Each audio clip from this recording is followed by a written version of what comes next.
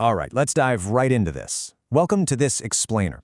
I am absolutely thrilled to have you here today because we are looking at something so many of us do but rarely understand on a biological level. We're going to decode the biology of our nighttime audio habits. If you've ever fallen asleep with your headphones on, or maybe with a speaker playing softly on your nightstand, you are going to want to pay very close attention to the science we're about to unpack. So here is a huge question for you. Is your sleep playlist actually keeping you awake? It's a fascinating biological paradox. You hit play on that perfectly curated, ultra-relaxing acoustic playlist because you want your conscious mind to shut off. But by feeding it sound, you are literally giving your nervous system more data to process while it's actively trying to rest. Today, we're going to look at the hard science of what your brain is actually doing when the lights go out, but the music stays on. Here is our roadmap for today. First, we'll explore the sleep music paradox. Then, the biological benefits of sound. After that, we'll cover the real risk of sleep disruption. Next, we'll examine a deeply human aspect of this, music, sleep, and disability. And finally, we will arrive at our final verdict. Let's kick things off with Section 1, the sleep music paradox, or as I like to call it, the night shift worker in your head. You know, when you go to sleep, you probably think your whole body just powers down, right? Like a laptop closing its lid. But biologically speaking, your auditory system stays completely active. Your ears literally do not have eyelids. Even when your eyes are firmly closed and your conscious mind is drifting off into dreamland, your brain is right there, continuously processing the melody, the beat, and the lyrics. Your brain remains actively engaged, translating those sound waves into neural signals all night long. Moving right along to Section 2, the biological benefits of sound. Let's look at the chemistry of relaxation. Okay, so despite that auditory night shift worker staying on the clock, there are some pretty incredible physiological perks to sleep music. Notice the chemical shift that happens. When you listen to music you actually enjoy before and during sleep, your brain gets flooded with feel-good neurotransmitters, primarily dopamine, and at the exact same time, it is actively lowering your levels of cortisol, which is your body's main stress hormone. This high dopamine, low cortisol combination, that's a massive chemical green light telling your body, hey, it's safe to lower our defenses and get some rest. But the type of music absolutely matters. Research shows us that the magic number is right between 60 and 80 beats per minute. When you put on slow, calm music sitting right in this specific sweet spot, your brain starts to do something truly amazing. It physically slows down its own operations to match it. It actively synchronizes its own brainwaves to that slow, steady, calming rhythm you're feeding it. It's honestly like a chain reaction. Step 1, your brainwaves sync up to that rhythm. Step 2, this synchronization smoothly guides your brain into the deeper stages of sleep, much more efficiently. And Step 3, and this is the real kicker, it leads to enhanced slow wave activity. Now, why do we care about that? Because this slow wave state is exactly when your brain does its memory consolidation. So listening to that steady, slow music doesn't just put you to sleep. The research indicates it can actually improve your learning and lock in your memories while you are totally unconscious. How cool is that? But it's not all good news.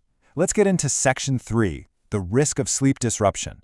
This is when the music fights back. We've got to look at the flip side of the data here because remember, your auditory system never actually stopped listening. Enter the earworm, or if we're being highly scientific about it, involuntary musical imagery. Because your brain's auditory system is working overtime, it continues processing the audio input so intensely that it essentially gets stuck in a loop.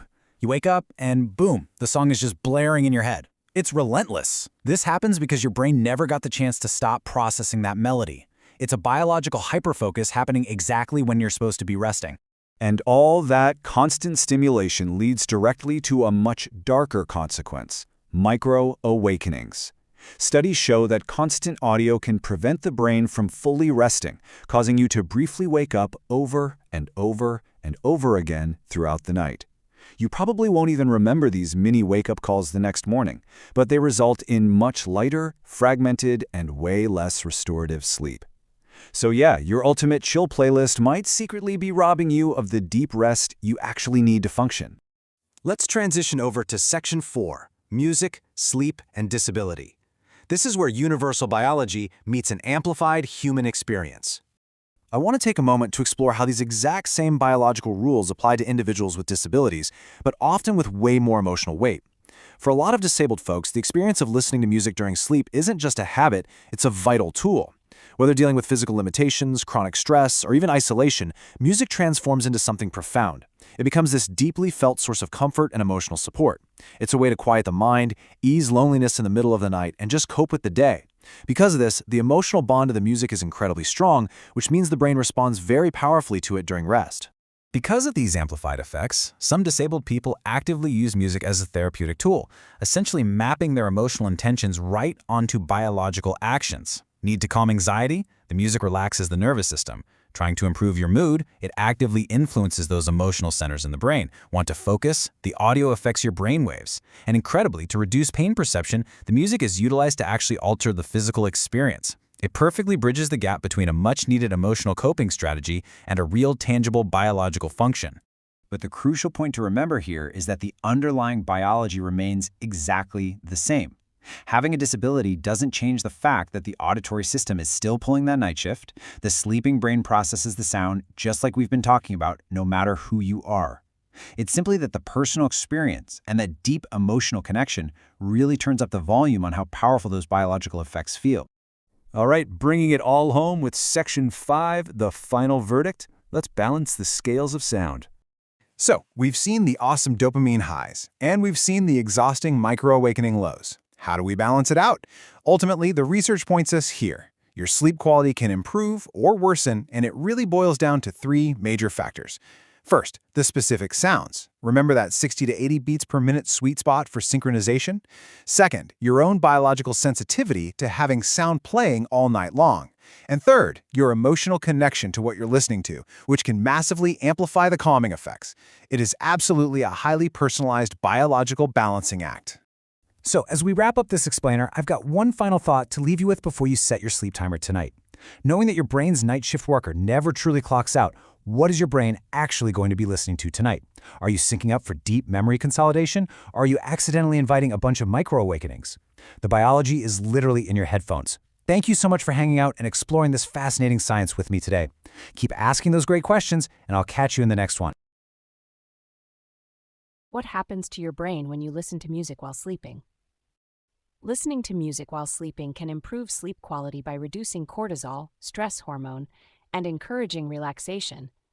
But it may also cause the brain to continue processing auditory input, leading to involuntary musical imagery, earworms, and lighter sleep. While it can promote deep, slow-wave sleep in some, others may experience micro-awakenings that disrupt overall restorative sleep. Here is what happens to your brain based on research. Continuous processing. Your auditory system remains active, meaning the brain continues to process the melody, which can lead to earworms, songs stuck in your head. Reduced stress and better mood. Music triggers the release of feel-good neurotransmitters like dopamine and lowers cortisol levels, helping the body move into a restful state.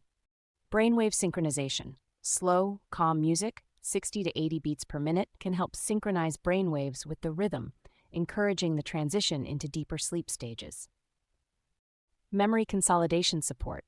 Research indicates that slow, steady music can enhance slow-wave activity, which is crucial for memory consolidation, potentially improving learning. Potential for disrupted sleep. Studies show that constant auditory stimulation can lead to fragmented sleep or micro-awakenings, preventing the brain from fully resting. Even when you are a disabled person, yes. A disabled person's brain still processes music during sleep, in generally the same way as other humans. Music can still relax the nervous system, influence emotions, affect brainwaves, help or disturb sleep depending on the sound. However, the experience can sometimes feel stronger or more important for some disabled people because music may become a source of comfort, emotional support, a way to reduce stress or loneliness, part of a daily coping routine. For example, someone dealing with physical limitations, chronic stress, or isolation may become more emotionally connected to music, so the brain responds very strongly to it during rest and sleep. Some disabled humans also use music therapeutically, to calm anxiety, to help focus, to reduce pain perception, to improve mood. But biologically, the sleeping brain still follows the same core processes. The auditory system stays partly active. The brain continues processing sound. Sleep quality can improve or worsen depending on the music and the person's sensitivity. So disability itself does not stop the brain from reacting to music during sleep. The emotional connection and personal experience may simply shape how powerful the effect feels.